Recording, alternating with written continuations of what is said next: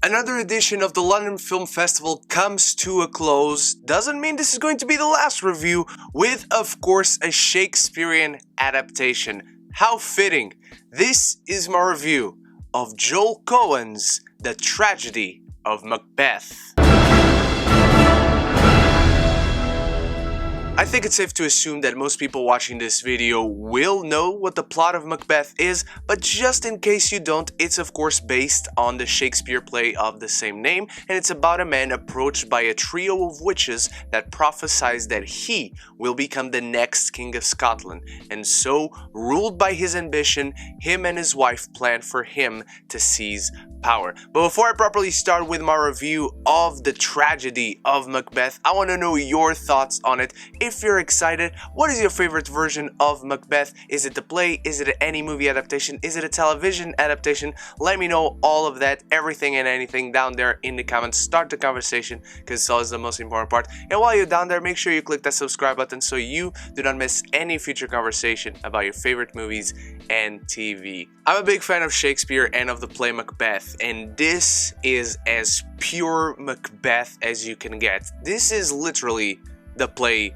Macbeth brought to screen in all its purity. It's the bare essentials, it's the bare minimums. It just throws you directly into this story from beginning to end, which I kind of want to approach my issues with the film before I go into positives, because this is so much Shakespeare, this is so pure, so into itself, that if you're not really a fan of Shakespeare's kind of storytelling, not only his type of storytelling, but his dialogue, the pacing into his kind of story is very different than what we're used to nowadays in film, in books, in any form of storytelling. But this keeps itself very faithful to the original work, and I think a lot of people will not be into that. It doesn't exactly take any creative liberties as far as the story itself is concerned, and it is so pure and so faithful to a fault, I believe. I don't think it's ever a good idea for an adaptation to just assume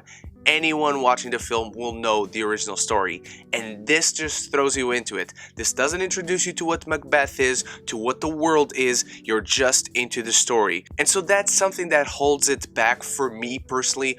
Also, as per my personal taste, I wish we could have gotten a more cinematic version of Macbeth. This is very theatrical, this is very minimalist, even the acting itself, it's very pointed to theater, which is fantastic. It's not a bad thing, it's just not something that is to my preference. It's still something that I love in its own right, it's still something that I can appreciate, just not something that takes it to the next level for me.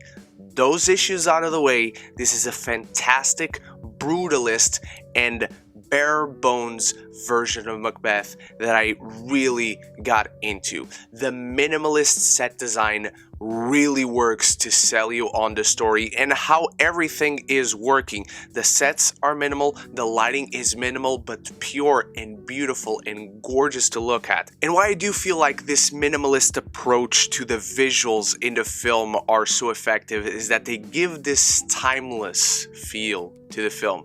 The film could have come out in the past 50 years, or it could come out 50 years into the future, because it feels and looks so much like theater. You could watch this at any point in a theater, and in the past 50 years, theater has essentially been the same for a good reason, and it will probably remain the same in the next 50 years for a good reason as well. And I've already talked about the cinematography, but these gorgeous black and white frames, they are filled with so much meaning and so much power and are used so well, because I don't think a lot of people have the notion of how different it is to work with black and white footage than it is with color.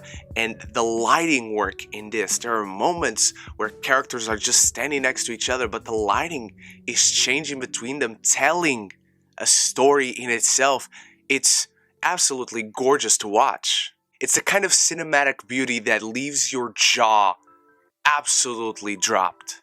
Visually, this film is fucking immaculate. There's nothing wrong with any shot. Every single shot serves a purpose. Every single shot is filled with detail, even though there's barely anything going on visually, and that's exactly the point. And the performances from everyone are spectacular. Obviously, a film like this, as minimal as it is with the story, it also really focuses on the essential characters for it to work. Frances McDormand is excellent as Lady Macbeth. She rules the silver screen every time she's present. Denzel Washington, to no surprise, he's spectacular. I'm not going to waste a lot of your time telling you how good he is, because you know Denzel Washington is one of the best actors of a generation. Reciting Shakespeare, Denzel Washington is a combo I never knew I needed in my life, and it is sensational. It's filled with power and command. He rules the screen in every single frame. He's delivering so much with so little, because this version is so straight to the point. And something that I also love in these performances, in this minimalist approach to the set design, is that it feels kind of like a horror film. You have certain shots where everything around the characters is so massive and so big, and then you have this story about greed and a man descending little by little into madness. Then you have these three fucking witches that are so fucking scary. It really works as a horror film. The black and white, the 4:8 aspect ratio, the minimalist set design, that again, it's gorgeous because it is so minimal. And I do have to point out that as we get into the third act, the film does have a few shots that are more cinematic than others. There are a few transformations and the use of CGI work in the back half of this film that really surprised me, and they were extremely pleasant to watch. The Tragedy of Macbeth is a stunning piece of film with rousing performances, a unique take, and a very unique feel to it overall. It's in its own way a very good reinvigoration of the classic tale while maintaining itself as faithful as one can be to the classic tale. It's not my favorite. I think it's faithful to a fault, but it is so effective and so impactful in its core themes that are what has made a story such as this timeless. I'm giving The Tragedy of Macbeth a B+.